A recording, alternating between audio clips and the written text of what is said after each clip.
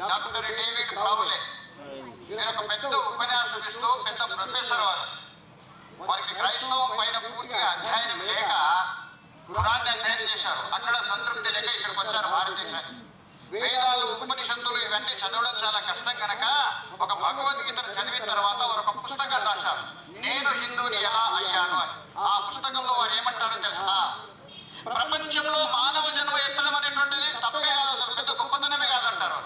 ప్రపంచంలో మనిషిలాగా పుట్టడం గొప్ప కాదు, పుట్టినటువంటి మనిషి భారతదేశంలో పుట్టాలంటే జన్మ జన్మల పుణ్యం కావాలి అని అంటారు.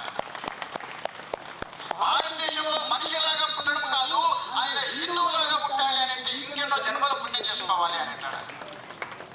హిందువులాగా పుట్టడం గొప్ప కాదు, నేను అంటున్నాను పుట్టినటువంటి ప్రతి హిందువు కూడా రాష్ట్రీయ స్వయం సేవక సంఘ స్వయం సేవక రావాలి అని అంటే జన్మ జన్మల పుణ్యం చేసుకుంటే తప్ప మీకు అదృష్టం కలగదు.